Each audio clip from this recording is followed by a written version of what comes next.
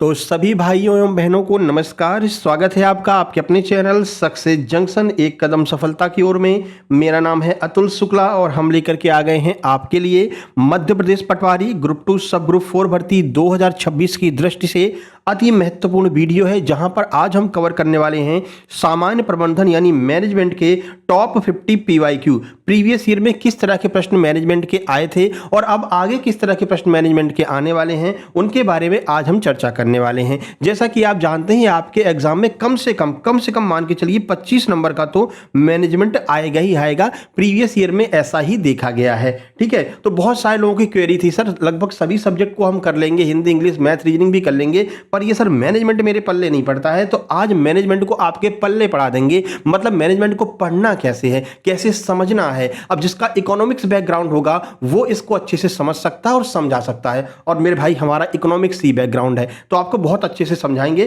फिलहाल वीडियो को लाइक करके चैनल को सब्सक्राइब कर दीजिए और एक ही नारा रहेगा, अब की बार पटवारी ग्रुप 2 सब ग्रुप पार। ठीक है ना, तो शुरू से लेकर के अंत तक हमारे साथ में बने रहिएगा। चैनल को सब्सक्राइब कर दीजिए, वीडियो को लाइक कर दीजिए, जिससे आगे आने वाली सारी वीडियो टाइम टू टाइम आपके पास में पहुंच सके। और टॉप मोस्ट जो 50 पीवाईक्यू हैं जिसमें आपको समझ में आ जाएगा कि किस तरह के एमसीक्यू आपके एग्जाम में पूछे जाएंगे। ठीक है, शुरू करें। चलिए शुरू करते हैं और आइए देखते हैं आज का पहला प्रश्न क्या है। देखिए ये रहा आपके सामने पहला प्रश्न, और ये जितने भी प्रश्न हैं आपको बता दें ये प्रीवियस ईयर के हैं, यानी कि पहले जो भी ग्रुप 2 सब ग्रुप 2 का एग्जाम हुआ था ना उसमें ये प्रश्न पूछे गए थे। तो रियल और ऑथेंटिक प्रश्न हमने अपने मन से नहीं बनाए हैं। ठीक है ना, ईएसबी एप्टेक के ही प्रश्न है। देखिए प्रश्न नंबर 1 है, संगठनात्मक संसाधनों के रूप में लोगों की लागत और मूल्यों का मापन और रिपोर्टिंग क्या होती है। कुल मिलाकर के ये कहना चाह रहे हैं कि जो संगठनात्मक संसाधन होते हैं इनके रूप में लोगों की जो लागत आती है, भाई किसी को आप रिक्रूट कर रहे हैं, है ना, किसी का एडमिशन कर रहे हैं, तो जो कॉस्ट आती है वो कॉस्ट और मूल्यों का मापन और रिपोर्टिंग, यानी कि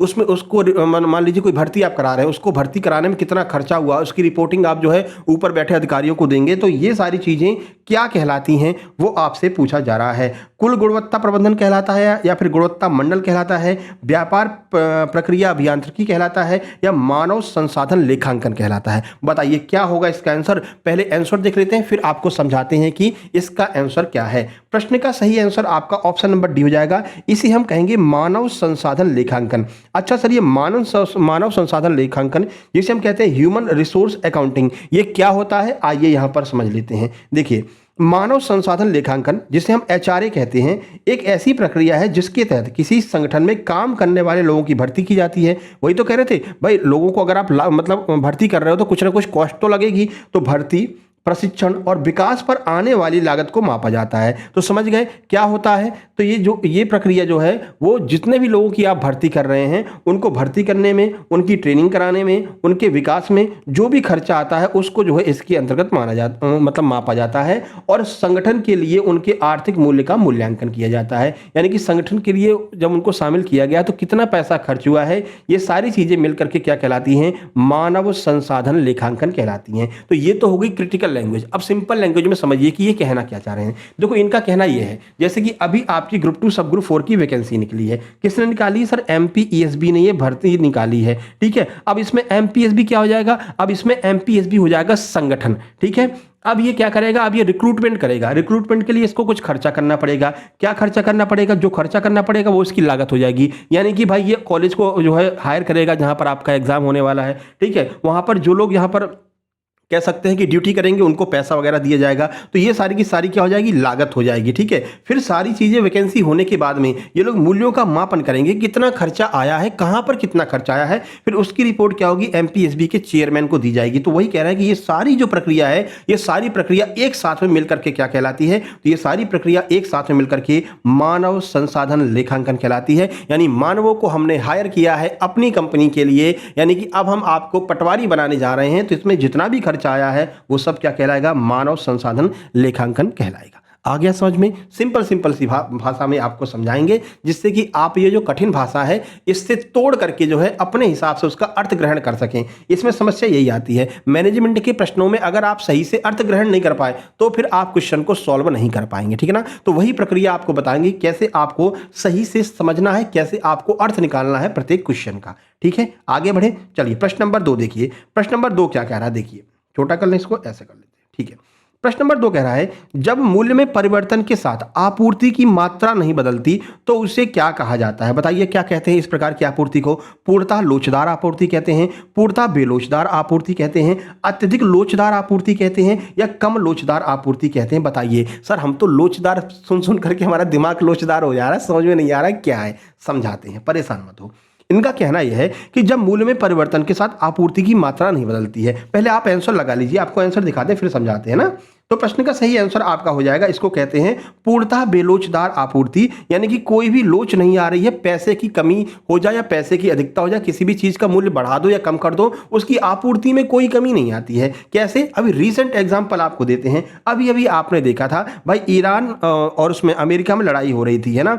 इस वक्त पर क्या हुआ था कि जो पेट्रोल और डीजल के दाम थे वो हाई हो गए थे, बढ़ गए थे पेट्रोल डीजल के दाम। क्यों? क्योंकि वहां से क्रूड ऑयल निकलने में ही बहुत ज्यादा समस्या हो रही थी, महंगा मिल रहा था लोगों को, तो यहां पर पेट्रोल डीजल के दाम बढ़ गए थे। लेकिन क्या उसकी वजह से आपूर्ति में कमी आई? आपूर्ति में कमी नहीं आई मेरे भाई। महंगा मिल रहा था लेकिन लोगों ने फिर भी उसको लिया, यानी कि उसके प्राइस का तो उस पर असर ही नहीं पड़ा। इसी प्रकार की जो आपूर्ति होती है इसको हम कहते हैं पूर्णतः बेलोचदार आपूर्ति। पेट्रोल डीजल के दाम कितने भी बढ़ जाएं मेरे भाई, लेकिन उसको लेना लोग बंद नहीं करेंगे। क्या कभी ऐसा हुआ था कि आपने साइकिल पर ही चलना शुरू कर दिया, आपने बाइक चलाना बंद कर दिया? नहीं हो पाएगा मेरे भाई, ठीक है ना। क्यों? क्योंकि वो आपकी आदत पड़ गई। भाई महंगा देंगे तो महंगा ले लेंगे। ये अलग बात है कि भाई आज मान लीजिए साइकिल से चल लेंगे, कल साइकिल चल लेंगे, परसों फिर हमें बाइक की आवश्यकता पड़ेगी। मेरी तो आदत ही पड़ गई है बाइक की। यानी कि ये ऐसी चीजें होती हैं जिनका दाम कितना भी हाई हो जाए, आपूर्ति पर कोई फर्क नहीं पड़ेगा, लोग उसको खरीदेंगे ही खरीदेंगे। तो इस प्रकार की आपूर्ति को हम कहते हैं पूर्णतः बेलोचदार आपूर्ति। आ गया समझ में? चलिए आगे बढ़ते हैं। यहां पर सॉल्यूशन भी आप लोग देख लीजिए। जब किसी वस्तु की कीमत बढ़ने या घटने पर भी उसकी आपूर्ति की जो मात्रा होती है वो स्थिर रहती है, इसे पूर्णतः बेलोचदार आपूर्ति कहा जाता है। इसमें लोच का मान शून्य रहता है। लोच का अर्थ होता है कि जो परिवर्तन हो रहा है, यानी पहले कुछ था अब कुछ है, लेकिन उसकी आपूर्ति में कोई परिवर्तन नहीं हुआ, यानी शून्य होता है। तो बेलोचदार आपूर्ति में लोच का मान शून्य होता है। यह भी आपको ध्यान रखना है। हो सकता है ये प्रश्न आगे बन जाए कि बेलोचदार आपूर्ति में लोच का मान क्या होता है, तो आप कहेंगे सर लोच का मान शून्य होता है। शुक्ला सर की पेट्रोल डीजल वाली पूरी बात आपको ध्यान में आ जाएगी, ठीक है ना। चलिए आगे बढ़ते हैं। आगे बढ़ने से पहले आप लोग बता दें, जैसा कि आप लोग जानते हैं आपकी डेट भी सामने आ गई है, यानी युद्ध का मैदान भी आपके सामने है। युद्ध की रणनीतियां बनाना है केवल, और युद्ध की डेट भी तय होगी। इस दिन आपका युद्ध होना है और इसी दिन आपको 2306 वैकेंसी में से एक पोस्ट अपने नाम करनी है। जो मेरे दिव्यांग भाई हैं उनको पटवारी बनना है, और जो बाकी के लोग हैं उनको किसी को एआरआई बनना है, किसी को कृषि विभाग में एएसआई की वैकेंसी निकली है वो बनना है, ठीक है ना। तो इसके लिए जरूरी है कि आप सही दिशा में तैयारी करें। अब बहुत सारे लोग यहाँ पर विभिन्न प्रकार के बैचेस ले रहे हैं, महंगे महंगे 800-900 रुपए के बैचेस ले रहे हैं मेरे भाई। समय बहुत कम है, इतने कम टाइम में आप किसी वीडियो कोर्स के थ्रू अपना सिलेबस कंप्लीट नहीं कर सकते हैं। तो ऐसे में क्या करना है, हमने आपके लिए तैयार किए हैं एमपी ग्रुप 2 सब ग्रुप 4 एमपी पटवारी सफलता का एक कह सकते हैं पक्का साथी है, यानी कि कंप्लीट सुपर सिलेक्शन नोट्स है। इसमें आपको क्या क्या मिलने वाला है वो देख लीजिए। ये पूरा बैच आपको टेलीग्राम पर मिलेगा, प्राइवेट टेलीग्राम ग्रुप बनाया गया है, वहां पर आपको ये सारे के सारे नोट्स मिलने वाले हैं, पीडीएफ फॉर्म में मिलेंगे। आप ग्रुप ज्वाइन करेंगे, वहां से आप इसको डाउनलोड करके प्रिंट भी करा सकते हैं, आराम से पढ़ सकते हैं, कोई दिक्कत नहीं है, ठीक है ना। क्या क्या मिलेगा वो देख लीजिए। सामान्य विज्ञान आपको मिलेगा, यानी बायोलॉजी, फिजिक्स, केमिस्ट्री और एनवायरनमेंट भी देंगे। हम एनवायरनमेंट भी देंगे मेरे भाई, क्योंकि एप्टेक अब एनवायरनमेंट पर ज्यादा फोकस कर रहा है, ठीक है ना। ये आपको मिलेगा। इसके साथ साथ में आपको सामान्य हिंदी, सामान्य अंग्रेजी, सामान्य गणित, सामान्य ज्ञान एवं अभिरुचि, यानी कि आपकी जो रीजनिंग वाला पोर्शन हो गया, सामान्य कंप्यूटर। और कंप्यूटर का तो ऐसा में तुम ब्रह्मास्त्र दे रहे हैं, 5000 क्वेश्चन दे रहे हैं कंप्यूटर के 5000 क्वेश्चन दे रहे हैं, और थ्योरी भी दे रहे हैं। थ्योरी पढ़ लेना और वो 5000 क्वेश्चन लगा लेना। इसके अलावा आपको कंप्यूटर में कुछ भी करने की आवश्यकता नहीं। कोई भी एग्जाम दे लो आप कंप्यूटर के, हाई लेवल से हाई लेवल का एग्जाम 5000 क्वेश्चन में से ही आएगा। और वो आज जो है इस ग्रुप में डल जाएगी शाम को 5 बजे तक, या फिर कह सकते हैं शाम को रात में 9 बजे तक डल जाएगी, ठीक है ना। तो ये हो गया सामान्य प्रबंधन मैनेजमेंट के बेहतरीन नोट्स आपको दे रहे हैं। लास्ट में आपको डेमो भी दिखा देंगे मैनेजमेंट का, कि एकदम सिंपल भाषा में, जिससे कि आपको मैनेजमेंट समझ में आए कि मैनेजमेंट में क्या पूछा जाएगा, क्या पढ़ा रहे हैं, क्या बता रहे हैं। पूरा डायग्राम वायग्राम बना करके बढ़िया से कंप्लीट नोट्स हम आपको देने वाले हैं मात्र 198 रुपए में। अभी तक ये जो प्राइस थी शुरू के 50 स्टूडेंट के लिए 149 रखी गई थी, लेकिन इतनी तेजी से स्टूडेंट उसमें ऐड हुए कि मेरे भाई अभी जो करंट संख्या है वो लगभग 100 के पार पहुंच चुकी है। तो अब ये वो जो ऑफर था वो समाप्त हो गया है। अब आपको 198 रुपए में ये कंप्लीट सुपर सिलेक्शन नोट्स मिलने वाले हैं। सर प्राप्त कैसे करेंगे कोई ऐप वगैरह डाउनलोड करना है क्या? नहीं भैया, कोई ऐप नहीं डाउनलोड करना है। सीधे ये QR कोड आपको दिख रहा है, इसका स्क्रीनशॉट खींच लीजिए। इसी पर 198 का पेमेंट करके पेमेंट का स्क्रीनशॉट आपको इस व्हाट्सएप नंबर 7052547003 इस पर आपको सेंड कर देना है। जैसे ही आप स्क्रीनशॉट सेंड करेंगे तुरंत की तुरंत जैसे हम मैसेज सीन करेंगे, मैसेज सीन होते ही आपको जो है टेलीग्राम ग्रुप की लिंक सेंड कर दी जाएगी, जो प्राइवेट टेलीग्राम ग्रुप होगा। पहले वेरीफाई करेंगे आपने पेमेंट किया है, हमको वेरीफाई हो जाएगा, हाँ किया, तो आपको लिंक सेंड की जाएगी। उस लिंक पर क्लिक करके आप सीधे ग्रुप में पहुंच जाएंगे और उस पर लिखा होगा ज्वाइन ग्रुप। तो उस ज्वाइन ग्रुप पर क्लिक करके आप ग्रुप के अंदर एंटर हो जाएंगे। ग्रुप के अंदर एंटर होते ही आपको सभी नोट्स एक तरफ से अलग अलग लगे हुए मिल जाएंगे, अलग अलग सब्जेक्ट के। बढ़िया से क्लिक कीजिए और नोट्स डाउनलोड कीजिए, बढ़िया से पढ़िए। लास्ट में आपको पूरा दिखाने वाले हैं कि कैसे कैसे आपको ये नोट्स मिलेंगे, कैसे कैसे टेलीग्राम ग्रुप का पूरा फॉर्मेट कैसा क्या है, वो सब आपको लास्ट में दिखा देंगे, ठीक है ना। और पूरा आपको डेमो भी दिखा देंगे, कंप्यूटर का भी और आपका मैनेजमेंट का भी। तो सारी बातें समझ में आ गई, तो जल्दी से पेमेंट करके अपना स्क्रीनशॉट भेज के ग्रुप में शामिल हो जाइए, जिससे कि जो कंटेंट डलता चला जा रहा है वो आप साथ साथ में पढ़ते चलिए, नहीं तो इकट्ठा हो जाएगा, फिर पढ़ने में समस्या होगी, ठीक है ना। तो जल्दी से आप लोग ग्रुप में शामिल हो जाइएगा। चलो, जैसे कृषि विस्तार अधिकारी वाले थे, कृषि विस्तार अधिकारी वालों का पूरा नोट्स कंप्लीट करवा दिएगा। 10 की 10 यूनिट हमने कृषि वाली जो थी वो पूरी कंप्लीट करके उसमें डाल दी है, और पूरा CSET भी उनका कंप्लीट हो चुका है। उनकी एग्जाम डेट ही आगे बढ़ गई, तो जो लोग शामिल है उसमें वो आराम से पढ़ रहे हैं। और जो लोग कृषि विस्तार अधिकारी का बैच ज्वाइन करना चाहते हैं वो 199 RS का पेमेंट करके जो है कृषि विस्तार अधिकारी का भी बैच ले सकते हैं, ठीक है। सारी बातें समझ में आ गई। चलिए अब आगे बढ़ते हैं और चलते हैं अपना अगला प्रश्न।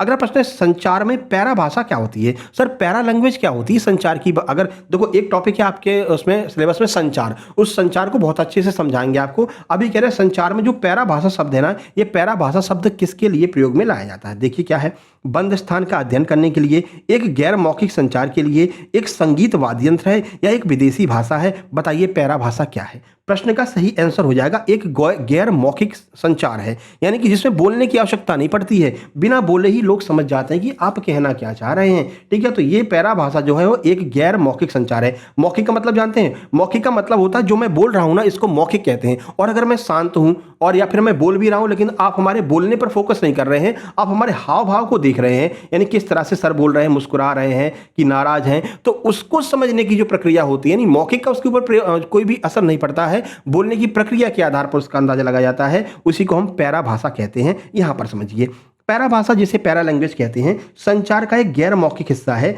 इसमें यह नहीं देखा जाता कि क्या कहा गया, तुम क्या बोल रहे हो, कोई फर्क नहीं पड़ता है, बल्कि यह देखा जाता है कि कैसे कहा गया है, कहा कैसे है। उसने हाथ को ऊपर उठाकर कहा है, अब कोई किसी से कह रहा है hands up, hands up, hands up कर लो नहीं तो गोली मार देंगे, और तुम नीचे हाथ करके खड़े हो, है ना, तो फिर गोली ही पड़ जाएगी। तो वहां पर जब आप हाथ उठा लेते हो तो आदमी सामने वाला समझ जाता है कि सरेंडर कर रहा है, ठीक है। वहां पर तुम हाथ उठाने के बाद तुम क्या बोल रहे हो कि मैं नहीं करूंगा सरेंडर, मैं ऐसा वैसा नहीं ध्यान दिया जाएगा। हाथ तुमने उठा दिया मतलब सरेंडर, इसके बाद में भी नहीं मानते हो तो फिर समस्या हो जाएगी, ठीक है। तो वहां पर क्या होता है, बल्कि ये देखा जाता है कि वो कैसे कहा गया है, ठीक है। जैसे आवाज का उतार चढ़ाव है, गति और स्वर, इन सारी चीजों को जहां पर फोकस किया जाता है उसे हम पैरा भाषा कहते हैं। समझ में आ गया पैरा भाषा क्या होता है? बाकी संचार आपको पढ़ाएंगे तो अच्छे से समझा देंगे।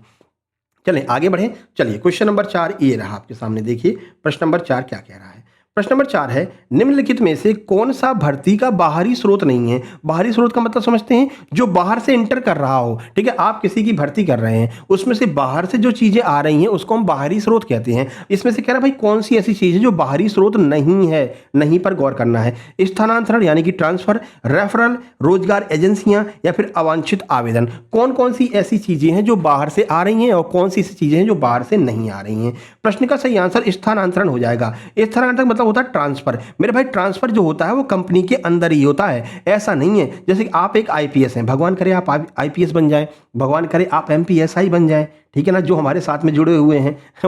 एक बात बताना भूल गए, आज क्या हुआ, आज एक मतलब कि हमारा स्टूडेंट है और वो स्टूडेंट जो है आबकारी में सिलेक्ट हुआ था, पहले जो एग्जाम हुआ था, आज उसका मैसेज आया कि सर हमें पटवारी के नोट्स चाहिए। हमने कहा ठीक है भैया दे देंगे। फिर उसने पेमेंट करके पटवारी के नोट्स ले लिए। फिर उसने कहा सर आपको याद नहीं होगा, हमने आपसे ही तैयारी की थी और वर्तमान में हम जो है पदस्थ हैं, कहाँ पर, कहीं पर पदस्थ हैं और आबकारी विभाग में हैं। अब की बार जब सर हम मतलब इंदौर आएंगे तो आपके लिए जो है एक बोतल लेकर के आएंगे। हमने कहा भैया बोतल हम नहीं पीते मेरे भाई, ठीक है ना, बोतल नहीं पीते मेरे भाई, कोल्ड ड्रिंक तक सीमित रहते हैं, पंडित आदमी है मेरे भाई, अपन इन सब चीज़ों से हाथ नहीं लगाते हैं, ठीक है ना। तो ऐसे ऐसे स्टूडेंट है, हो सकता है हमारी वीडियो देख भी रहे हो, अगर आप देख रहे हो तो भाई एक सिंबल भेज देना, ठीक है ना। तो भाई वो आबकारी में कह रहा था सर आपके लिए बोतल लेकर के आएंगे, ठीक है ना भैया। तो ऐसे ऐसे स्टूडेंट है, हाँ टीचर को ही बिगाड़ दो तुम, ऐसा मत करना मेरे भाई, ठीक है। चलो तो कह रहे हैं कौन सा, तो हाँ ट्रांसफर के बारे में हम बात कर रहे थे। ये जो ट्रांसफर होता है कंपनी के अंदर ही होता है, ठीक है ना। जैसे अगर आप आईपीएस हैं तो आपका आईपीएस कैडर में ही ट्रांसफर होगा, और वो भले ही आप केरल पहुंचा दिए जाएं या फिर आप जो है मान लीजिए कलकत्ता पहुंचा दिए जाएं, लेकिन रहेंगे क्या, आईपीएस ही रहेंगे, है ना। तो ये अंदर ही अंदर स्थानांतरण होता है, आप आईपीएस ही रहते हैं। तो इसको हम क्या कहते हैं, कह रहे हैं बाहरी स्रोत नहीं है। तो कौन सा बाहरी स्रोत नहीं है, ट्रांसफर जो है वो बाहरी स्रोत नहीं है, ये अंदर ही अंदर होता है, ठीक है। अब अगर हम रेफरल की बात करते हैं तो देखो आपने कई सारे ऐसे ऐप देखे होंगे जो ऐप ये कहते हैं, फिर आप गूगल पे को उदाहरण ले लीजिए, गूगल पे वाला कहता है कि रेफर कर दीजिए, यानी आप रेफर कर दोगे तो आपको भी कुछ पैसा मिल जाएगा, है ना। तो रेफरल का मतलब क्या है, इसको बाहर भेजा जा रहा है, तो ये तो बाहरी स्रोत हो गया। उसके बाद में देखिए, उसके बाद में रोजगार एजेंसियां, एम्प्लॉयमेंट एजेंसीज क्या करती हैं, बाहर से लोगों का एम्प्लॉयमेंट करती हैं, तो ये भी आपका क्या हो गया, बाहरी स्रोत हो गया। उसके बाद अवांछित आवेदन हो गए, यानी कि जो बाहर से आवेदन आ रहे हैं तो ये भी बाहर से ही आ रहे हैं। इनमें से आपसे पूछा गया था कौन सी ऐसी चीज है जो बाहर से नहीं आती है, वो आपका क्या हो जाएगा, स्थानांतरण हो जाएगा, ट्रांसफर हो जाएगा, ठीक है। यहां पर देखिए स्थानांतर, ट्रांसफर और पदोन्नति भर्ती के आंतरिक स्रोत हैं, क्योंकि ये संगठन के भीतर ही होते हैं, ठीक है ना। तो प्रमोशन हो गया, ट्रांसफर हो गया, इस कंपनी के भीतर ही होते हैं। बाकी सभी विकल्प क्या हो जाएंगे, बाहरी स्रोत के उदाहरण हो जाएंगे। चलिए 5 नंबर पर चलते हैं। 5 नंबर कह रहे हैं एक फर्म किस बाजार में स्थिति में मूल्य निर्माता होती है। यानी कि देखो एक फर्म है, ठीक है, एक कोई कंपनी है, वो कौन सी ऐसी स्थिति होगी जब वो क्या हो जाएगी, मूल्य निर्माता हो जाएगी, यानी प्राइज मेकर हो जाएगी। इनमें से कौन सी ऐसी स्थिति उसके सामने आएगी, एकाधिकार प्रतियोगिता होगी, पूर्ण प्रतियोगिता होगी, एकाधिकार हो जाएगा या फिर अल्पाधिकार हो जाएगा। कौन सी कंडीशन में एक कंपनी मूल्य निर्माता बन सकती है, आइए आंसर देखें फिर समझाते हैं। प्रश्न का सही आंसर ऑप्शन नंबर सी हो जाएगा, जब उसका एकाधिकार हो जाए। यानी कि जैसे मान लीजिए किसी बाजार में आप गए, ठीक है, आप किसी बाजार में गए और वहां पर मान लीजिए मैगी एक ऐसी चीज है जो हर कोई खाना चाहता है, ठीक है ना, बच्चे भी, बूढ़े भी, जवान सब खाना चाहते हैं। तो मैगी वाली कोई कंपनी है और मैगी केवल उसके पास में ही मिलती है और कहीं नहीं मिलती है, तो भाई वो इसकी मूल्य निर्माता हो जाएगी। वो कंपनी अगर कहेगी कि मैगी 10 रुपए की मिलेगी तो भैया 10 रुपए की ही मिलेगी, कोई दूसरा दुकानदार उसको 9 में नहीं बेच सकता। क्यों, क्योंकि इसको प्रोवाइड तो यही कराएंगे, अगर उसने 9 में बेच दिया तो उसको दिया नहीं जाएगा, ठीक है ना। तो ऐसी स्थिति में क्या हो जाता है, जब किसी भी कंपनी का एकाधिकार हो जाता है, मोनोपोली हो जाती है, तो वो उस स्थान की या फिर उस मार्केट की क्या हो जाती है, मूल्य निर्माता हो जाती है, प्राइज मेकर हो जाती है, ठीक है। तो एकाधिकार मोनोलॉजी में केवल एक ही विक्रेता होता है और बाजार में कोई विकल्प उपलब्ध नहीं होता। कोई विकल्प नहीं है भैया, अगर मैगी लेना तो हमारे यहाँ से मिलेगी और कहीं मिलेगी ही नहीं, ठीक है ना। तो ये क्या हो जाता है, कोई विकल्प नहीं है, तो फिर वो इस फर्म अपनी मर्जी से कीमत निर्धारित करके और मूल्य निर्माता बन जाती है, ठीक है। ये PYQ है, आप प्रीवियस ईयर के क्वेश्चंस उठा करके देख लेना 2023 वाले, वहां पर आपको ये सारे क्वेश्चन मिल जाएंगे, ठीक है। जो फर्स्ट शिफ्ट थी ना, फर्स्ट शिफ्ट में देखेंगे तो शुरुआत वाले जो क्वेश्चन थे, क्वेश्चन नंबर भी आपको बता देते हैं, 131 से लेकर के 150 तक ये क्वेश्चन आए थे, ठीक है ना। तो 2023 के एग्जाम में फर्स्ट शिफ्ट में 131 से 150 तक जो क्वेश्चन थे वो यही क्वेश्चन है, जो हम शुरू के 20 क्वेश्चन जो हम ले रहे हैं वही क्वेश्चन है, ठीक है ना। चलो ये हो गया। अब आगे बढ़े, प्रश्न नंबर 6 पर चलते हैं। प्रश्न नंबर 6 क्या है, देखिए दिसंबर के महीने में ऊनी कपड़ों की बिक्री में वृद्धि के साथ समय श्रृंखला यानी कि टाइम सीरीज का कौन सा घटक जुड़ा हुआ है। क्या रीजन है कि भाई दिसंबर के महीने में ऊनी कपड़ों की बिक्री बढ़ जाती है, क्या रीजन है, देखिए तो मौसमी रीजन है, अनियमित रीजन है, चक्रीय रीजन है या फिर धर्मनिरपेक्ष प्रवृत्ति रीजन है। क्या रीजन है मेरे भाई, तो प्रश्न का सही आंसर हो जाएगा सर मौसमी रीजन है, ठीक है ना। मौसम ही ऐसा होता है कि वहां पर क्या होता है, मौसम की वजह से जो है इसमें परिवर्तन हो रहा है, यानी कि उसकी कीमत बढ़ रही है या फिर उसकी बिक्री बढ़ रही है। तो मौसमी परिवर्तन वे परिवर्तन होते हैं जो साल के निश्चित समय या मौसम के अनुसार बार बार दोहराए जाते हैं। ऊनी कपड़ों की मांग दिसंबर में बढ़ना एक मौसमी घटक है ना, हर दिसंबर में ऊनी कपड़ों की डिमांड बढ़ जाती है। क्यों, क्योंकि सर्दी आ जाती है, तो मौसमी घटक हो जाएगा। अब थोड़ा स्पीड बढ़ाएं, है ना, काफ़ी टाइम हो गया है ना समझाते। चलिए, जवाबदेही के तहत एक व्यक्ति किसके लिए उत्तरदायी होता है, यही तो मांगा जा रहा था। अभी अपने शिक्षा मंत्री जो थे उनसे यही तो कहा जा रहा था कि जवाबदेही बनो, यानी अकाउंटेबिलिटी होनी चाहिए, यही तो डिमांड कर रहे थे। इसी वजह से धर्मेंद्र प्रधान जी को जाना पड़ा है ना। तो कह रहे हैं भैया ये एक व्यक्ति किसके लिए उत्तरदायी होता है, जवाबदेही के अंतर्गत। चलिए समझते हैं, फिर आपको और कोरिलेट करते हैं, करंट की चीजें समझ में आएगा अच्छे से। सौंपे गए कार्य का अंतिम परिणाम इनमें से कोई नहीं, प्राधिकार का प्रत्यायोजन या फिर कंपनी का विकास है। किस वजह से एक व्यक्ति के पास में जवाबदेही होती है, प्रश्न का सही आंसर ऑप्शन नंबर ए हो जाएगा, सौंपे गए कार्य का अंतिम परिणाम। जैसे कि धर्मेंद्र प्रधान जी को काम सौंपा गया था कि आपको नीट का एग्जाम करवाना है, क्योंकि आप शिक्षा मंत्री हैं, उन्होंने अपना काम सही से किया नहीं, जिसकी वजह से उनकी ये जवाबदेही बनती है कि बिना कुछ कहे इस्तीफा दे देना चाहिए था, लेकिन उन्होंने इस्तीफा भी नहीं दिया। फिर उसी बात को लेकर के आंदोलन हुआ कि जवाबदेही, ये शब्द आपने कई बार सुना होगा, है ना, अभी हाल के दिनों में ये जवाबदेही शब्द कई बार सुना होगा। अकाउंटेबिलिटी होनी चाहिए, जवाबदेही होनी चाहिए। तो जवाबदेही यही होती है कि जो तुमको काम दिया गया उसका अंतिम परिणाम कैसा निकला है। अगर गलत परिणाम निकला है तो ये तुम्हारी जवाबदेही है, ये तुम्हारी जिम्मेदारी की गलत परिणाम क्यों निकला और इसके परिप्रेक्ष्य में तुमको जो है इस्तीफा देना पड़ेगा या कोई ना कोई एक्शन लेना पड़ेगा। इसी को हम जवाबदेही कहते हैं। ठीक है, आप कोरिलेट कर पा रहे होंगे, समझ में आ रहा होगा ना। चलिए आगे बढ़ें। चलिए 8 नंबर देखिए, 8 नंबर है होलिस्टिक मार्केटिंग के प्रमुख तत्वों में क्या शामिल नहीं है। बताइए होलिस्टिक मार्केटिंग के प्रमुख तत्वों में क्या क्या चीजें शामिल नहीं होती हैं। पहले ऑप्शन देख लें, आंसर देख लें, फिर समझाते हैं। एकीकृत विपणन, व्यक्तिगत विपणन, संबंध विपणन या फिर आंतरिक विपणन, कौन सी ऐसी चीज है जो इसमें शामिल नहीं रहती है। Integrated marketing, individual marketing, relationship marketing या फिर इंटरनल मार्केटिंग, कौन सी चीज है भैया। प्रश्न का सही आंसर आपका ऑप्शन नंबर बी हो जाएगा, व्यक्तिगत विपणन, यानी कि इंडिविजुअल मार्केटिंग जो है वो होलिस्टिक मार्केटिंग में शामिल नहीं होती है। देखिए होलिस्टिक मार्केटिंग जो हो आपका होलिस्टिक मार्केटिंग है, इसके 4 प्रमुख घटक होते हैं, आपको याद करना पड़ेगा मेरे भाई। कौन कौन से होते हैं। एक तो संबंध विपणन होता है, दूसरा एकीकृत विपणन होता है, तीसरा आंतरिक विपणन होता है और चौथा सामाजिक रूप से उत्तरदायी विपणन होता है। और जो व्यक्तिगत विपणन है ना, जो इंडिविजुअल मार्केटिंग है, वो इसके अंतर्गत शामिल नहीं होती है। ठीक है मेरे भाई, चलिए आगे बढ़ें। चलिए प्रश्न नंबर 9 पर चलते हैं। देखिए जनरल एंड इंडस्ट्रियल मैनेजमेंट पुस्तक किसके द्वारा लिखी गई, इसके लेखक कौन है। तो ये अभी आज ही हमने जो है इसका वो डाला है, क्या कहते हैं, PDF नोट्स डाले हैं ग्रुप में, है ना। उसमें ये वाली चीज़ें हमने आज जो है लिख करके दी थी, है ना। ये शुरुआत का होता है, प्रबंधन का एकदम शुरुआती वाला जो पोर्शन होता है। तो बताइए किसने लिखा है जनरल एंड इंडस्ट्रियल मैनेजमेंट, ये पुस्तक किसने लिखी है। गिलबर्ट ने, टेलर ने, फेयोल ने या फिर टेरी ने। प्रश्न का सही आंसर ऑप्शन नंबर बी हो जाएगा, फेयोल महोदय के द्वारा ये जो है लिखी गई है। सी हो जाएगा, फेयोल महोदय के द्वारा ये पुस्तक लिखी गई है। ठीक है ना। फेयोल महोदय के बारे में आप नोट्स में जाकर के देखना, तो काफ़ी अच्छे से उनकी सारी चीज़ें हमने वहाँ पर बताई है। कौन सी किताब है, उन्होंने क्या वक्तव्य क्या हैं, ये भी हमने शामिल किया, क्योंकि कभी कभी वक्तव्य ही पूछ लेते हैं, है ना। तो ये सब आपको मिलेगा। सही आंसर हो जाएगा हेनरी फेयोल ने 1916 में यह प्रसिद्ध पुस्तक लिखी थी, जिसमें उन्होंने प्रबंधन के 14 सिद्धांतों और प्रबंधन के कार्यों का वर्णन किया था। अब ये POCC क्या होता है, ये आपको नोट्स में देखने को मिल जाएगा। ठीक है, आगे बढ़े। क्वेश्चन नंबर 10 देखिए, नगद पर्ची, कैश मेमो, चालान या बिल और रसीद, ये सब चीजें क्या कहलाती हैं। बताइए क्या कहलाएंगी। ये लागत कहलाएंगी, छूट कहलाएंगी, बाउचर कहलाएंगी या फिर व्यापार प्राप्य कहलाएंगी। क्या कहलाएंगी मेरे भाई। प्रश्न का सही आंसर ऑप्शन नंबर सी हो जाएगा, ये सारी चीजें बाउचर कहलाएंगी। ठीक है ना। तो भाई अगर आपको कोई नगद पर्ची देता है, चालान या बिल देता है, रसीद देता है, तो हम इसको क्या कहते हैं, बाउचर कहते हैं। जब आप जॉब में एंट्री लोगे ना, तो फिर आप जब मान लीजिए किसी ऐसे विभाग में पहुंच गए जहां पर बहुत लेखांकन का काम हो रहा है, यानी कि अकाउंट का बहुत काम हो रहा है, तब आपको ये समझ में आएगा कि बाउचर। लोग ये कहेंगे भाई साहब तुम्हारा बाउचर नहीं आया अभी तक। अब वो बाउचर क्या होगा, उस बाउचर में नगद पर्ची भी शामिल होगी, चालान बिल भी शामिल होगा, रसीद भी शामिल होगी, है ना। फिर कहोगे बाउचर कौन सी बात होगी भैया, ये तो पहले रिचार्ज बाउचर है क्या, है ना। तो रिचार्ज बाउचर से भी ध्यान रखो। पहले रिचार्ज कैसे होता था, एक वो मिलता था ना, कार्ड मिलता था, उसको घिस देते थे। अच्छा किस किसने कार्ड घिसा बताओ।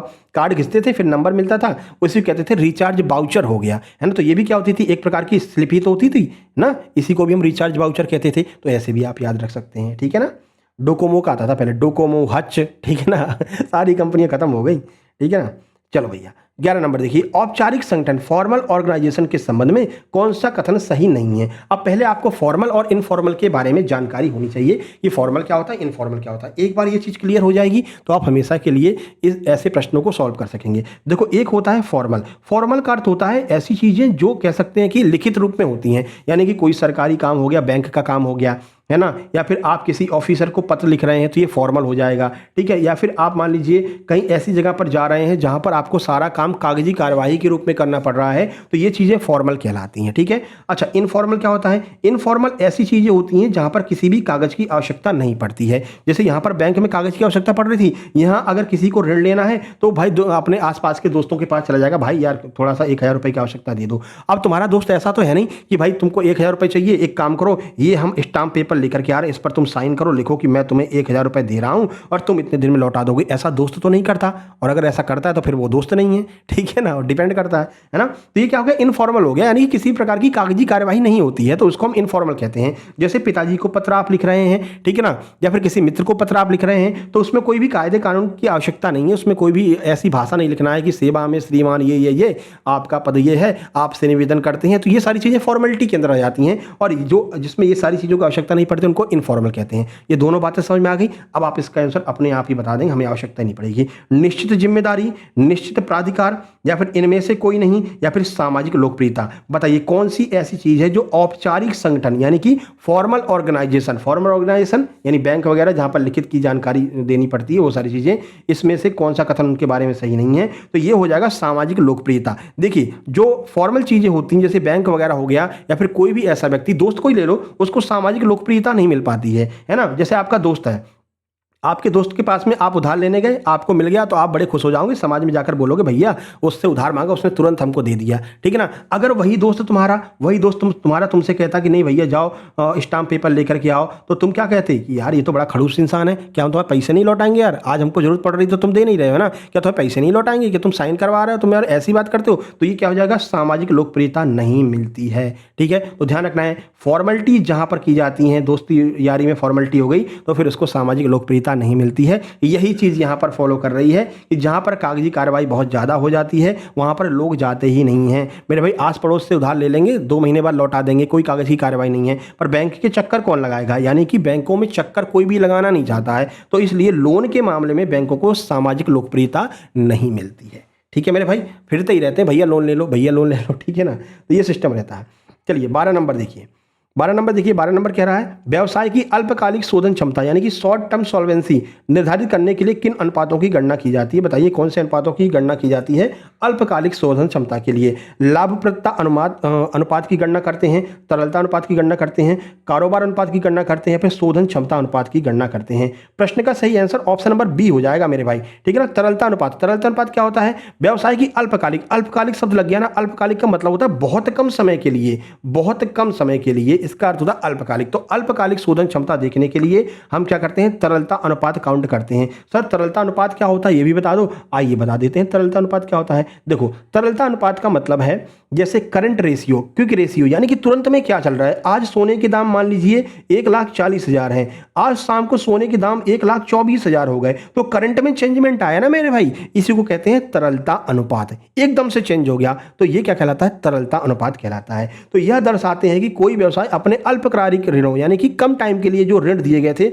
उसको चुकाने में कितना सक्षम है, ठीक है। किसी ने कम टाइम के लिए 2 घंटे के लिए मान लीजिए, कभी तो बैंक के 2 घंटे 4 घंटे के लिए भी ऋण ले लेती हैं दूसरे बैंकों से, है ना, लोन ले लेती हैं दूसरे बैंकों से, इसको हम कैसे काउंट करते हैं, इसको हम तरलता अनुपात के द्वारा काउंट करते हैं। यानी बहुत जल्दी अगर काउंट करना है तो हम इसको तरलता अनुपात कहेंगे, लिक्विडिटी रेशियो कहेंगे, ये बात आपको ध्यान रखना है, ठीक है। चलें आगे बढ़ें।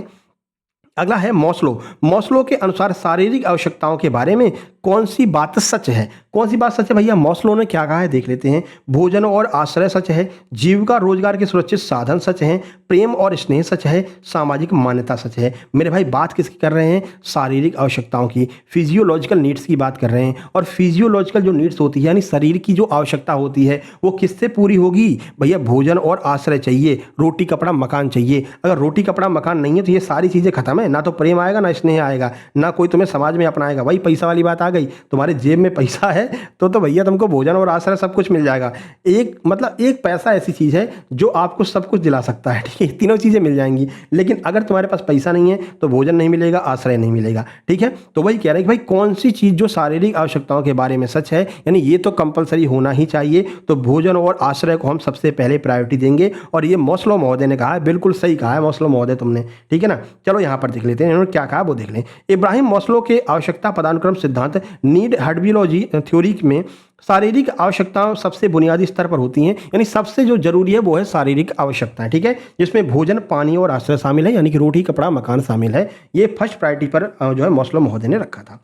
चलो अब थोड़ा स्पीड बढ़ाते हैं। वी सेट सेवाएं किसके अंतर्गत आती हैं भैया, वी सेट क्या होता है, ये 4 ऑप्शन आपके सामने हैं। प्रश्न का सही आंसर ऑप्शन नंबर बी हो जाएगा, दूर संचार सेवाएं। वी सेट के अंतर्गत दूर संचार सेवाएं आती हैं, टेली कम्युनिकेशन सर्विसेज आती हैं, जैसे एयरटेल हो गया, हच हो गया, या फिर जो भी आपकी सिम आप यूज कर रहे हैं। अच्छा कौन सी सिम आपके मोबाइल में, चलिए कमेंट बॉक्स में कमेंट कीजिए, बताइए कौन सी सिम का यूज करके आप ये वीडियो देख रहे हैं, ठीक है ना। अब ऐसा मत करना सर सिम का नाम बता देंगे या कहीं आप जो है हमारा नंबर नहीं ले रहा, भैया नंबर नहीं ले रहा है, ठीक है ना, सिम से नंबर नहीं पता चलता, बस बता दीजिए कि कौन सी सिम आप यूज कर रहे हैं। थोड़ा बहुत मजाक मस्ती होते रहना चाहिए, क्यों, क्योंकि ये भैया मैनेजमेंट है, अगर सीरियस होकर के तुमने पढ़ लिया तो समझ लो ऊपर से निकल जाएगा। तो मस्ती मजाक में बढ़िया से पढ़ते हुए चलेंगे सिंपल लैंग्वेज में, ठीक है। चलो तो दूर संचार सेवाएं वी सेट के अंतर्गत आती हैं। देखिए वी सेट का फुल फॉर्म कभी कभी पूछ लेते हैं, देखिए क्या है वी सेट, देखिए तो वेरी स्मॉल अपर्चर टर्मिनल, इसको हम वी सेट कहते हैं, इसका फुल फॉर्म पूछ सकते हैं, ठीक है। यह एक उपग्रह संचार प्रणाली है जो दूर संचार टेली कम्युनिकेशन के क्षेत्र में डेटा और सिग्नल भेजने के काम आती है। आपका वाईफाई वगैरह जो है वो इसी के अंतर्गत आ जाएगा।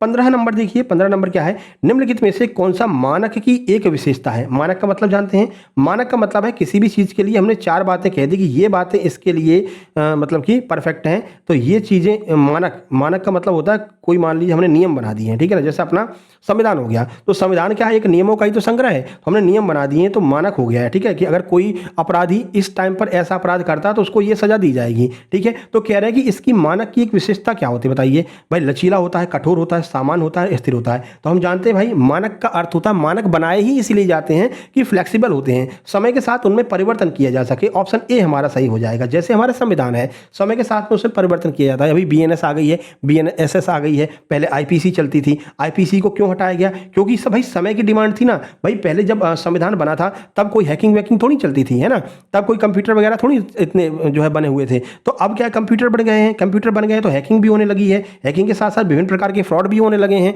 तो उन सारी चीज़ों को ध्यान में रखते हुए हमने चेंज कर दिए अपने क्या, मानक चेंज कर दिए। तो मानक चेंज कैसे कर सकते हो, अगर वो लचीला नहीं होगा, फ्लेक्सिबिलिटी नहीं होगी, तो आप चेंज ही नहीं कर सकते हो। तो मानक की एक विशेषता होती है कि वो क्या होता है मेरे भाई, लचीला होता है, ठीक है। चलिए, तो मानक लचीले होने चाहिए ताकि बदलती व्यावसायिक परिस्थितियों के आधार पर उनको हम चेंज कर सकें। अगर हम कोई कंपनी चला रहे हैं तो भाई लचीले उसकी जो है नियम कानून होने चाहिए, जिससे कि अगर मान लीजिए गिरावट उठावट कहीं पर कुछ भी आ रही तो उसके अनुसार हम अपने नियम को चेंज कर सकें, ठीक है मेरे भाई। चलो 16 नंबर देखो, अब चीज़ ही ऐसी है ना यार, टाइम तो लगेगा, है ना, समझाना पड़ेगा, है ना। अभी पूरा हम वैसे बक बक बक बक पढ़ करके निकल जाए तो आपके समझ में नहीं आएगा, कहो यार सर क्या कर दिया तुमने, ठीक है ना। तो ऐसे बहुत सारे टीचर हैं जो बस आते हैं, उन्होंने कहा संगठन में एक नए कर्मचारी के परिचय देना क्या है, प्रशिक्षण, आगे बढ़ो भैया, प्लेसमेंट, आगे बढ़ो भैया। तो ये अपना काम अपन से नहीं हो पाएगा। अगर हम पढ़ा रहे हैं तो बढ़िया से आपको समझाते हुए पढ़ाएंगे, ठीक है। चलो अगला प्रश्न है, संगठन में एक नए कर्मचारी का परिचय देना क्या कहलाता है। मान लीजिए आपने कोई नई भर्ती ली है, अपने ऊपर लिया करो। मान लीजिए आप भैया सिलेक्ट हो गए एमपी ग्रुप 2 सब ग्रुप 2 में, बढ़िया कृषि उपनिरीक्षक के पद पर आप सिलेक्ट हो गए हो, एएसआई बन गए हो, ठीक है। अब क्या है, आपने ज्वाइनिंग ले ली है। अब आप जब ज्वाइनिंग ले चुके हो तो आपका परिचय कराया जाएगा वहां पर, बाकी लोग जो हैं, जो ऑफिसर्स लोग हैं। तो वही कह रहे हैं, एक नए कर्मचारी का परिचय देना जो है ना, इनमें से क्या कहलाएगा, सिलेक्शन कहलाएगा, ट्रेनिंग कहलाएगा, प्लेसमेंट कहलाएगा, या फिर प्रदर्शन मूल्यांकन कहलाएगा। क्या कहलाएगा भाई, उसको हम बोलते हैं क्या, प्लेसमेंट बोलते हैं, ठीक है। जहां पर आपकी ज्वाइनिंग हुई है, कहते नहीं भाई उसको उतना प्लेसमेंट मिल गया है। प्लेसमेंट का अर्थ है कि उसने ज्वाइन कर लिया, उसको पैसा मिलने लगा मेरे भाई। पैसा कब मिलेगा, जब आपकी ज्वाइनिंग हो जाएगी। तो देखो, जब किसी चयनित कर्मचारी को कार्यस्थल की जानकारी दी जाती है कि भाई तुमको ये काम करना, तुम्हारा ये रहा ऑफिस, ठीक है, और संगठन के अन्य लोगों से परिचित कराया जाता है, तो उसे अभिविन्यास यानी कि ओरिएंटेशन या फिर प्लेसमेंट का हिस्सा माना जाता है, ठीक है। तो हम उसको क्या कहते हैं, उसका प्लेसमेंट हो गया है। भगवान करे आप लोग भी जल्दी से प्लेसमेंट के कागज पर साइन करते हुए नजर आए और कमेंट बॉक्स में कमेंट करते हुए नजर आए अगली बार कि सर मेरा सिलेक्शन हो गया, हमने साइन कर दिया, आज हमारा प्लेसमेंट हो गया। जब आप साइन करेंगे ना, तब आपको शुक्ला सर की ये बात जरूर ध्यान आएगी कि सर ने बताया था कि जब हम साइन कर रहे हैं अपने ज्वाइनिंग लेटर पर, तो ये क्या हो रहा है, हमारा प्लेसमेंट हो रहा है, ठीक है मेरे भाई। चलो आगे बढ़ते हैं। प्रश्न नंबर 17, अल्प जमा रसीद और प्राप्त सावधि का वर्गीकरण क्या है बताइए।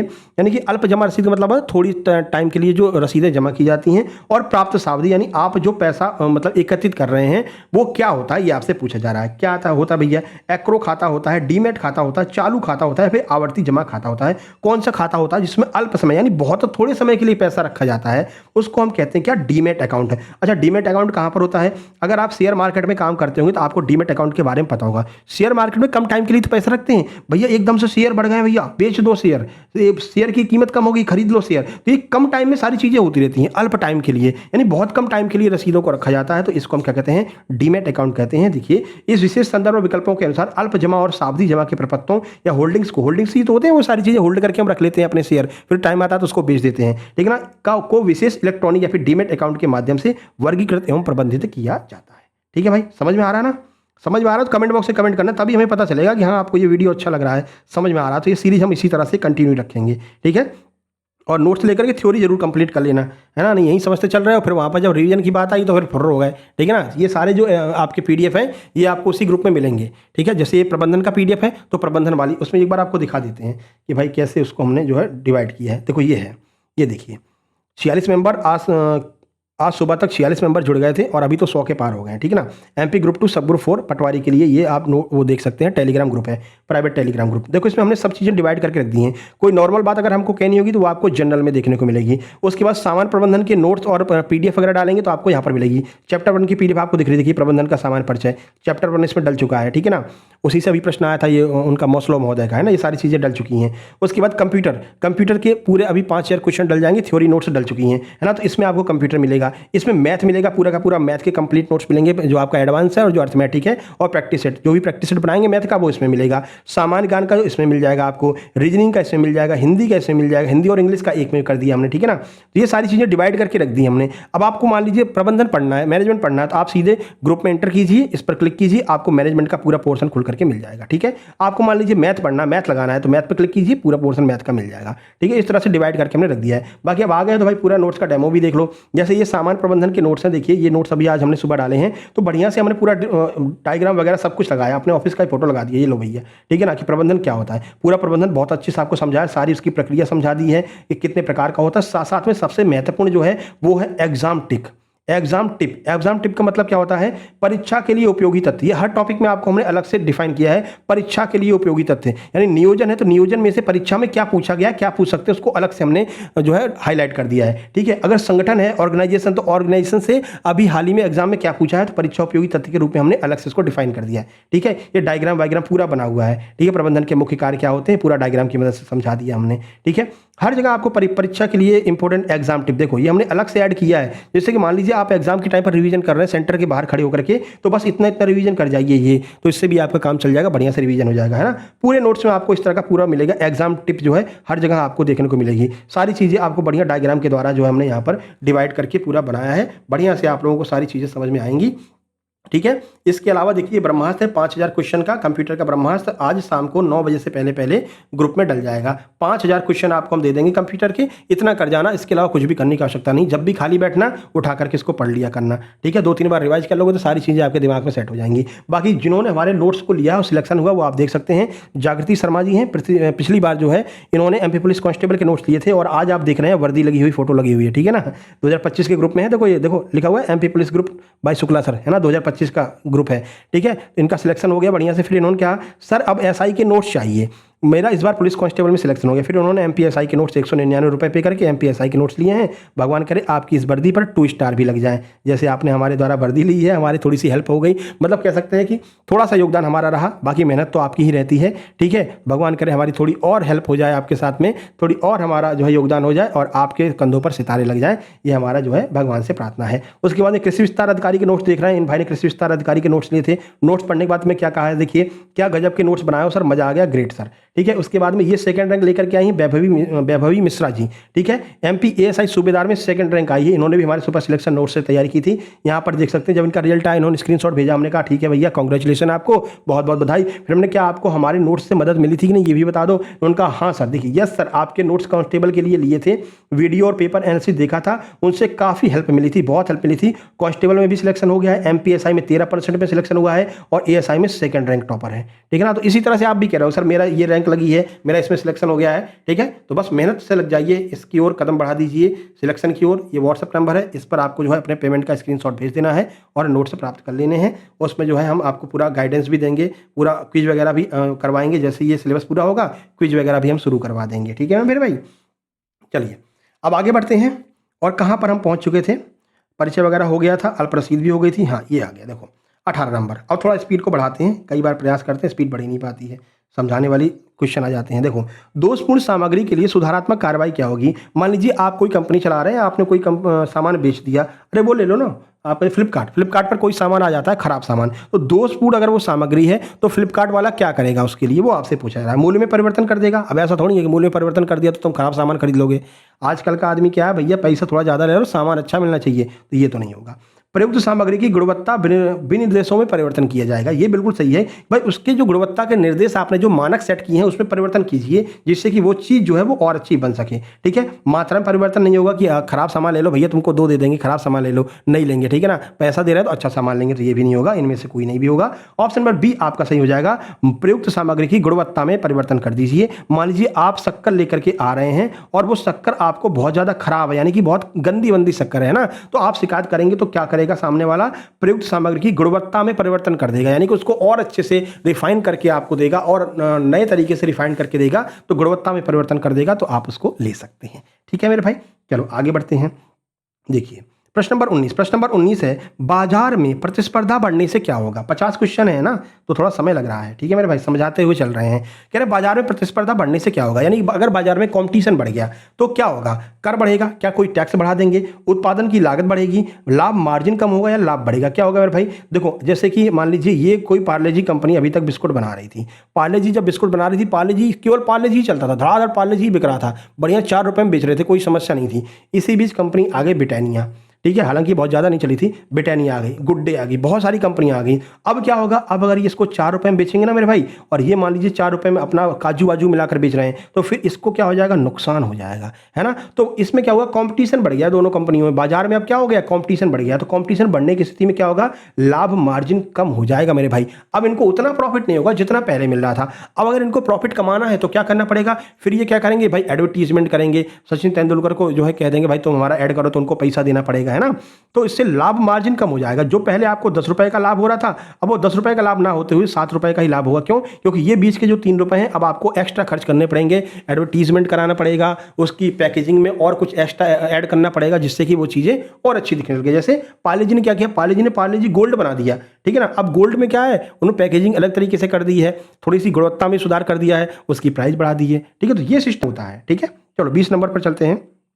बताओ भैया, 20 प्रश्न कराने में 40 मिनट लग गए हैं। चलो ये तो फैक्ट वाला प्रश्न है, डायरेक्ट निकलेंगे इसको करके। बिल पुनर्भुनाई योजना भारतीय रिजर्व बैंक के द्वारा कब से लागू की गई थी, तो ये लागू की गई थी 1 नवंबर 1970 में, बिल पुनर्भुनाई योजना, ठीक है। चलिए सॉल्यूशन यहाँ पर दिया गया, आप अच्छे से पढ़ लेना। आगे बढ़ते हैं, अगला प्रश्न 21 नंबर, योजना यानी प्लानिंग क्या होती है, बताइए। क्या प्लानिंग नहीं है, है ना, क्या कह रहे हैं, योजना प्लानिंग नहीं है, बताइए कौन सा इसमें से प्लानिंग नहीं है। भविष्य की कार्यवाही, कार्य करने के लिए अधिकारियों और जिम्मेदारियों को सौंपना, ब्लूप्रिंट क्या है और कब करना है ये, या फिर पूर्वानुमान, इनमें से कौन सी ऐसी चीज है जो प्लानिंग नहीं होगी, जो योजना नहीं कहलाएगी। सही आंसर ऑप्शन नंबर बी हो जाएगा। कार्य करने के लिए अधिकारियों को जिम्मेदारी सौंपना ये किसी प्रकार की योजना नहीं होती है ना। कभी भी किसी भी अधिकारी का ट्रांसफर कहीं पर भी किया जा सकता है, पहले से योजना नहीं बनाई जाती है कि भैया वहां पर बीजेपी की सरकार आ गई, अब ऐसा अधिकारी पहुंचाएंगे जो बीजेपी का ही हो, तो ये ऐसा जरूरी नहीं होता है, कभी भी किसी का भी ट्रांसफर हो सकता है ना। तो देखिए, अधिकारियों और जिम्मेदारियों को सौंपना प्रबंधन के संगठन के कार्यों का हिस्सा हो जाएगा ये, है ना। ये संगठन डिफाइन करेगा कि इसको क्या जो है कार्रवाई करनी है ना। तो संगठन के ऑर्गेनाइजेशन के कार्यों का हिस्सा है, जबकि प्लानिंग का संबंध भविष्य की रूपरेखा तैयार करने से है, पूर्वानुमान लगाने से और क्या करना है यह तय करने से। भाई प्लानिंग हम क्यों करते हैं, ये प्लानिंग इसलिए करते हैं कि आगे हमको कितना प्रॉफिट होगा, क्या करना है, क्या क्या चीज़ें हमको वहाँ पर लगानी पड़ेंगी, किसका कहाँ पर जो है कौन सा कार्य किसको देना, तो ये सारी चीज़ें प्लानिंग के अंतर्गत आ जाती हैं। लेकिन अब कार्य करने के लिए अधिकारियों को जिम्मेदारी सौंपना ये किसी भी प्रकार की प्लानिंग का हिस्सा नहीं होता है। प्लानिंग करके किसी को जिम्मेदारी नहीं सौंपी जाती है, ठीक है ना। चलो 22 नंबर देखिए, जो आपका जिम्मेदारी होती है वो संगठन के ऊपर डिपेंड करती है कि संगठन किसको कौन सी जिम्मेदारी दे रहा है। कर पश्चात लाभ यानी पीएटी का वह हिस्सा जो कंपनी के शेयर धारकों को वितरित किया जाता है क्या कहलाता है, बताइए। उसको हम डिबेंचर, ऋण पत्र कहते हैं, लाभ कहते हैं, शेयर पूंजी कहते हैं, लाभांश कहते हैं। क्या कहते हैं, जो कोई भी कंपनी अपने शेयर धारकों, ये शेयर मार्केट से प्रश्न है, अपने शेयर धारकों को जो राशि देती है वो क्या कहलाता है। सही आंसर आपका ऑप्शन डी हो जाएगा, लाभांश। भाई कोई भी कंपनी, किसी भी कंपनी के आपने शेयर खरीद रखे हैं, मान लीजिए आपने 100 शेयर खरीद रखे हैं, किसके, ब्रिटानिया के खरीद रखे हैं, ठीक है, ब्रिटानिया के, ठीक है। इस कंपनी को फायदा हो गया, तो फायदा जितना भी फायदा होगा उसको बराबर बराबर बांट दिया जाएगा। 100 शेयर लिए हैं तो 100 हिस्सों में आपको मिलेगा, है ना। तो अपने लाभांश को ही बांटते हैं, वो मेन पूंजी को नहीं बांटते हैं। जो उनको जितना प्रॉफिट होता है, प्रॉफिट होगा तो प्रॉफिट बटेगा, नुकसान होगा तो नुकसान भी होगा, है ना। तो दोनों चीजें आपको झेलनी पड़ेंगी। तो ये आपका शेयर मार्केट से संबंधित था, यानी डिविडेंड जो होता है, जो लाभांश होता है, उसको ये लोग जो है कंपनी के बाकी लोगों में, शेयर धारकों में वितरित करते हैं। पूरा सॉल्यूशन यहाँ पर देख लेना आप, है ना। आप थोड़ा स्पीड बढ़ाना पड़ेगा, है ना, अभी आधे पर भी नहीं पहुंचे हैं। प्रश्न नंबर 23 है, व्यापार चक्र में चर जो वास्तविक उत्पादन में परिवर्तन के बाद बदलते हैं क्या कहलाते हैं। यानी ऐसी चीजें जो वास्तविक उत्पादन के बाद में, वास्तविक उत्पादन अगर आप परिवर्तन कर दो तो उसके साथ में बदल जाती हैं, उसको हम क्या कहते हैं, प्रभावित होने वाले कारक कहते हैं, लैंगिक संकेतक, अग्रणी या फिर ब्रांडिंग, क्या कहते हैं भाई। सही आंसर आपका हो जाएगा, ये हो जाएगा आपका ऑप्शन नंबर बी, यानी कि लैंगिक संकेतक उसको हम कहते हैं, क्या कहते हैं, लैंगिंग। लैंगिंग अलग है, लैंगिक अलग है। लैगिंग संकेतक हम उसको कहते हैं, यानी लैगिंग इंडिकेटर कहते हैं, जो उत्पादन में परिवर्तन के बाद में बदल जाते हैं, ठीक है। यहाँ पर देखिए क्या कहना चाह रहे हैं, लैगिंग संकेतक वे आर्थिक चर होते हैं जो अर्थव्यवस्था या वास्तविक उत्पादन में बदलाव आने के कुछ समय बाद अपनी प्रतिक्रिया देते हैं। जैसे कि बेरोजगारी दर हो गया, कॉर्पोरेट मुनाफा हो गया। ये बेरोजगारी दर कैसे बढ़ती है, ऐसा तो है नहीं कि भाई आज कहीं पर मान लीजिए महंगाई आ गई तो बेरोजगारी बढ़ जाएगी। अगर कहीं पर कोई चीज़ महंगाई हुई, जैसे बहुत सारे देशों में क्या होता है कि महंगाई आ गई है ना, मतलब मुद्रास्फीति आ गई है ना, तो उसका असर तुरंत नहीं दिखता है, धीरे धीरे दिखना चालू होता है। आप कोविड को मान लीजिए, कोविड जब आया था तो असर तुरंत नहीं दिखता था, है ना भाई। केरल में पकड़ा गया, उसके बाद धीरे धीरे वो फैलना शुरू हो गया, धीरे धीरे, यानी काफ़ी टाइम के बाद में जो असर दिखाता है उसको हम क्या कहते हैं, लैगिंग संकेतक कहते हैं, यानी कि लैगिंग इंडिकेटर्स हम उसको कहते हैं, ठीक है। जैसे बेरोजगारी दर हो गया, कॉर्पोरेट मुनाफा हो गया। फायदा भी जो कॉर्पोरेट में होता है तो एकदम से फायदा नहीं हो जाता है, धीरे धीरे फायदा होता है। आप कोई भी बिजनेस चालू करेंगे तो धीरे धीरे फायदा मिलेगा। ये सोचो कि आज लगाए आज ही फायदा मिल जाए तो वो पॉसिबल नहीं है, ठीक है।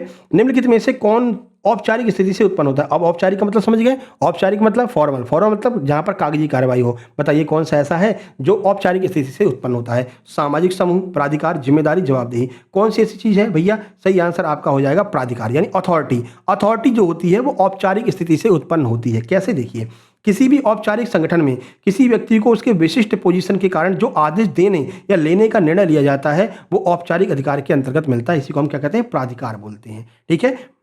कोई भी बड़ा ऑफिसर होगा तो वो कोई भी काम अगर करेगा, कोई भी अगर मान लीजिए निर्णय ले रहा है तो वो क्या करेगा? कागजी कार्रवाई करेगा। और जहां पर भी कागजी कार्रवाई हो जाती है समझ लीजिए वो आपका औपचारिक के अंतर्गत आ जाएगा। तो इसका आंसर क्या हो जाएगा? प्राधिकार हो जाएगा, ठीक है। 25 नंबर पर चलते हैं। देखिए 25 रहने दे क्या, आज कितनी लंबी वीडियो होगी बताइए? 45 मिनट की हो गई है। 25 रहने देते हैं, 25 कल कर लेंगे, क्या दिक्कत है? अभी तो टाइम है ना अपने पास में भाई। नोट्स आपके सारे वहाँ पर ही हैं, बढ़िया से थ्योरी कर लो और अब जो क्वेश्चन हम निपटाते चलेंगे। चलो देख लेते हैं 25। देखिए, आपूर्तिकर्ताओं से खरीदने के लिए क्या शब्द इस्तेमाल किया जाता है?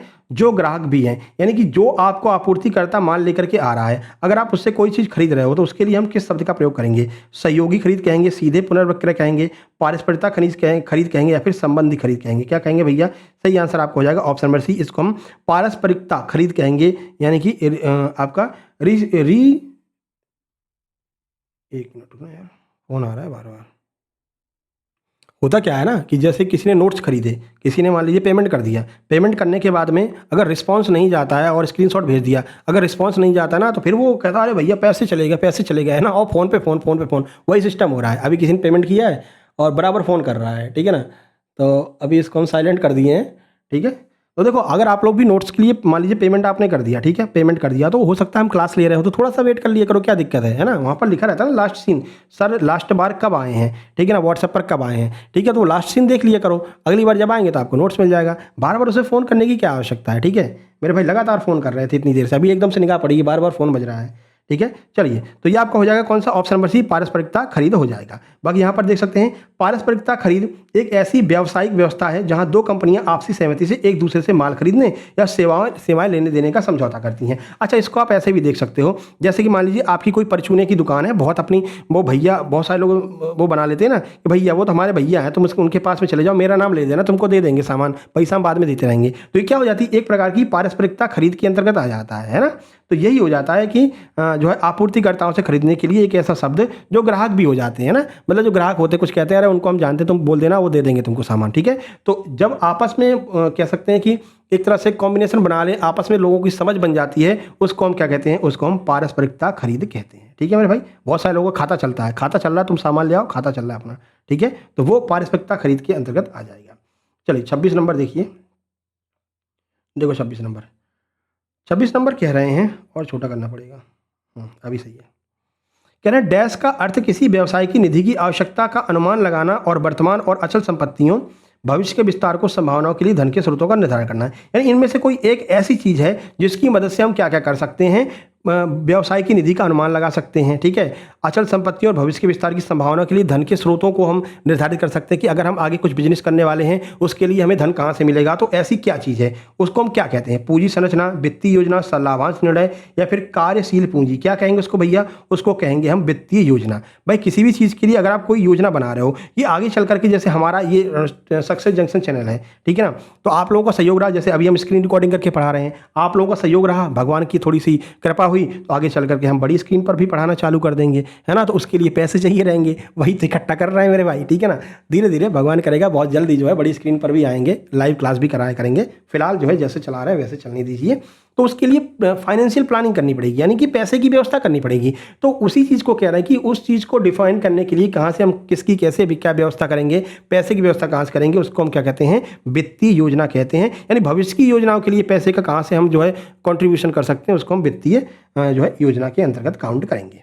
चलिए 27 नंबर देखिए, थोड़ा सा बड़ा प्रश्न है, छोटा करना पड़ेगा ना। देखो अच्छा, ये कंडीशन बना करके दिया है। अच्छा प्रश्न पूछा था, कह रहे भारत में मिनरल वाटर की बोतल की शुरुआत के साथ बिसलेरी भारत में बड़े बाजार में हिस्से पर कब्जा करने में सक्षम था।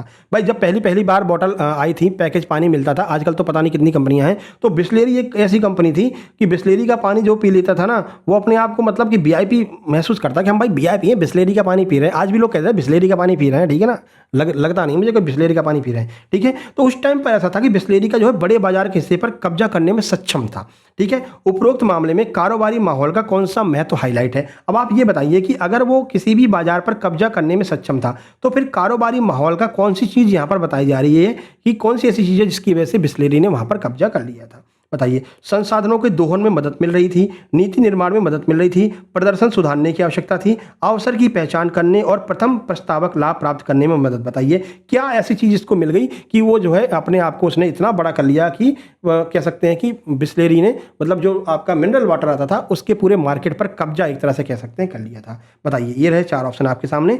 प्रश्न का सही आंसर आपका हो जाएगा ऑप्शन नंबर बी, यानी कि केवल 4। केवल 4 में क्या कह रहे हैं भाई, ये चीज़ें तो हर कंपनी कर रही थी भाई, संसाधनों के दोहन में मदद तो हर कोई कर रहा था, हर कोई जो है प्लास्टिक की बोतल बना रहा था, पानी इसमें डाल रहा था, नीति निर्माण में भी हर कोई जो है प्लानिंग कर रहा था कैसे हमको क्या चीज़ें आगे करानी है, प्रदर्शन भी हर कोई सुधार रहा था। लेकिन बिसलेरी ने क्या किया, अवसर की पहचान की, अवसर की पहचान करने और प्रथम प्रस्तावक का लाभ प्राप्त करने के लिए उसने देखा कि भाई कहाँ पर किस चीज़ की कितनी आवश्यकता है। मान लीजिए राजस्थान है, तो राजस्थान में पानी बहुत कम होता है ना, तो वहाँ पर ये बिसलेरी की बोतल बहुत बिकेगी, ठीक है। तो उसने क्या किया, उसने अवसर की पहचान की, ठीक है भाई। हर जगह उसने पानी नहीं बेचा, उसने पानी ऐसे जगह बेचा जहां पर उपलब्ध नहीं था। भाई मान लीजिए आपके यहाँ खूब पानी है, नल से पानी मिल रहा है, आरओ वाटर के बहुत सारे जो है गार्डन में आरओ वाटर के पूरा वो लगा हुआ है, रेफ्रिजरेटर लगा हुआ है, तो तुम क्यों खरीदोगे बोतल, नहीं खरीदोगे, काहे 20 रुपये खर्चा करेंगे भैया जो हमको जो है मार्केट में उसमें क्या कहते हैं गार्डन में आरओ का पानी मिल रहा है, ठीक है। तो उसने ऐसी जगह जो है इन्वेस्ट किया जहाँ पर पानी की उपलब्धता ही नहीं थी, जैसे राजस्थान वाला इलाका हो गया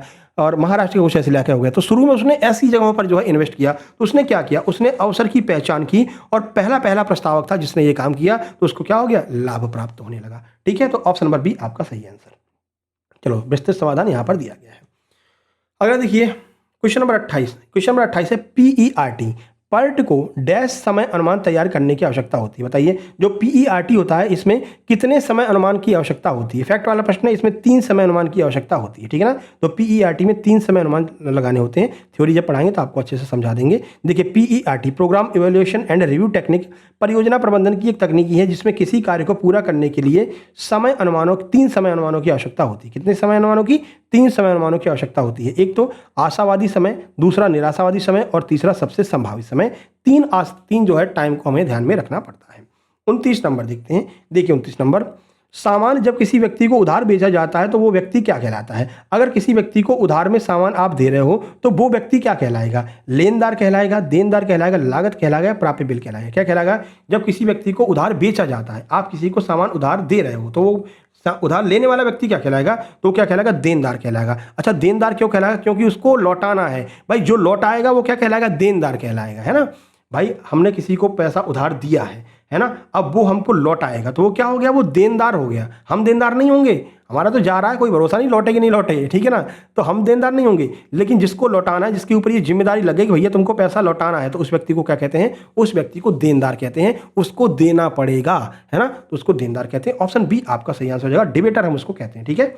सॉल्यूशन आप यहां पर दे सकते हैं। वह व्यक्ति या व्यावसायिक संस्था जिसे कंपनी द्वारा उधार माल बेचा गया, जिसको बेचा गया है, ठीक है, और जिससे भविष्य में नगद राशि प्राप्त करना है, यानी उसको देना है, वो हमको देगा, तो उसे हम लेखांकन की भाषा में देनदार या फिर डिबेटर कहते हैं। ये बात आपको ध्यान रखनी है। कंफ्यूज बहुत बार ये चीजें कंफ्यूज कर देती हैं। एक बार लेनदार की भी परिभाषा पूछी गई थी, सबसे लास्ट वाला प्रश्न लेनदार वाला है, वो भी आपको समझा देंगे। इसका जस्ट उल्टा वो हो जाएगा, ठीक है। 30 नंबर देखिए, 30 पर स्टॉप करते हैं, बाकी के 20 प्रश्न कल आपको करवा देंगे, ठीक है ना मेरे भाई, क्योंकि टाइम बहुत हो जा रहा है। देखो 53 मिनट हो गए, 1 घंटे से ज़्यादा की क्लास हम नहीं रखते हैं, ठीक है ना, जिससे कि आप लोग भी बोर ना हो और बढ़िया से क्लासेस चलती रहे। समझाने में ज़्यादा टाइम लगा दिया, पहली क्लास थी, समझ में आपको आना चाहिए था, है ना, इसलिए जो है बहुत ज़्यादा टाइम लग गया। अब धीरे धीरे आप हमसे कह सकते हैं कि वो हो जाएंगे, मतलब हमारी बातों को आप भी समझ लगेंगे और आपको क्या चाहिए, कैसे आप समझेंगे वो हम समझ लगेंगे, तो फिर टाइम कम लगा करेगा, ठीक है ना। देखिए प्रश्न नंबर 30 है, राष्ट्र निर्माण में विपणन की महत्वपूर्ण भूमिका क्यों है। विपणन का मतलब जानते हैं मार्केटिंग। भाई भारत है, भारत में मार्केटिंग की महत्वपूर्ण विशेषता क्या है, मतलब महत्वपूर्ण आवश्यकता क्यों है, क्या भूमिका है विपणन की, मार्केटिंग की। भैया अगर मार्केटिंग नहीं होगी ना तो भारत का जितना भी कह सकते हैं ग्रोथ हो रही है वो ग्रोथ ही रुक जाएगी, इसलिए मार्केटिंग तो आवश्यक है। देखिए 4 ऑप्शन देखो, विपणन विदेशी बाजारों में एक राष्ट्र के उत्पादों को बनाता, क्या ये बात सही है? विपणन एक राष्ट्र में आर्थिक गतिविधि के लिए उत्प्रेरक के रूप में कार्य करता है। विपणन केवल ब्रांडेड उत्पाद दे सकता है या फिर इनमें से कोई नहीं? प्रश्न का सही आंसर आपका हो जाएगा ऑप्शन नंबर बी, मार्केटिंग, यानी कि विपणन एक राष्ट्र में आर्थिक गतिविधि के लिए उत्प्रेरक के रूप में कार्य करता है। कैसे, समझो। देखो, मान लीजिए कि आप अभी तक नहा रहे थे लाइफ बॉय से, ठीक है, लाइफ बॉय से आप नहा रहे थे, है ना। अब लाइफ बॉय से काफ़ी टाइम से आप नहा रहे थे, फिर आपने देखा कि भाई बाजार में कोई हीरोइन है, मान लीजिए कि वो है, क्या कहते हैं अभी, कौन सी हीरोइन, दीपिका पादुकोण मान लीजिए, हालांकि बहुत पुरानी हो गई है, अब नए का हमें नाम नहीं याद है। जो दीपिका पादुकोण है वो पियर्स का प्रचार कर रही हैं, पियर्स से नहा रही हैं, ठीक है ना, और 2-3 दिन में देख रहे हैं उनकी स्किन एकदम ग्लो हो जा रही है। तो इसने क्या किया, इसने उत्प्रेरक का काम किया। अब तुम लाइफ बॉय फेंक दोगे, अरे भैया ये तो पुराना हो गया, लाल लाल क्या है, इसको हटाओ, तो तुम लाइफ बॉय को फेंक दोगे, पियर्स यूज करने लगोगे। ऐसा क्यों करने लगे तुम? क्योंकि वो जो एडवर्टीजमेंट चल रहा था, वो जो मार्केटिंग चल रही थी, उसने तुम्हारे अंदर उत्प्रेरक का कार्य कर दिया। यानी कि एक तरह से कह सकते हैं कि तुम्हारे अंदर ये भावना जागृत कर दी कि उसको लगाएंगे तो गोरे हो जाएंगे, यानी पियर्स लगाएंगे तो गोरे हो जाएंगे, है ना। तो ये यही चीज़ें क्या कहलाती है, मार्केटिंग कहलाती है। किसी ऐसे व्यक्ति के द्वारा मार्केटिंग करवाई जाती है, जैसे भाई बैट का प्रचार कर रहे हैं, तो विराट कोहली अगर बैट का प्रचार करेंगे तो दिमाग में ये हो जाएगा, विराट कोहली बहुत रन बनाता है, अगर हम ये वाला बैट ले लेंगे MRF वाला तो हम भी क्रिकेट में खूब रन बनाएंगे, है ना। तो वो क्या हुआ, आप MRF का बैट लेने चले गए। पहले सचिन MRF के बैट से खेलते थे ना, तो भाई लोग MRF का बैट सचिन के नाम से ही ले लेते थे, ठीक है ना, कि बैट चाहिए कौन सा MRF का चाहिए, ठीक है ना।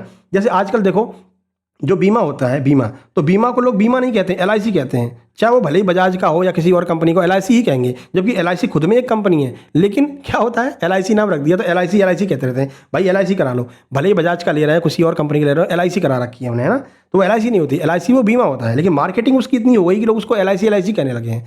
जैसे निरमा का उदाहरण ले लीजिए, निरमा भले ही व्हील से कपड़े धुल रहे हो, ठीक है ना, टाइड से कपड़े धुल रहे हैं, पर कहेंगे कि निरमा ले आओ भैया, निरमा ले आओ, क्या कभी कहते हैं टाइड ले आओ या फिर व्हील ले आओ, निरमा ले आओ, ठीक है ना। तो क्योंकि निरमा की इतनी मार्केटिंग हो गई थी कि वो पूरा जो पाउडर था, वॉशिंग पाउडर, कोई भी वॉशिंग पाउडर हो, लोग उसको निरमा ही कहने लगे थे, ठीक है मेरे भाई। तो ये होती है मार्केटिंग, जो कि उत्प्रेरक का कार्य करती है, और राष्ट्र के निर्माण में मार्केटिंग बहुत जरूरी है, तभी जो है पूरी चीज़ें सुव्यवस्थित रूप से चल पाएंगी, ठीक है।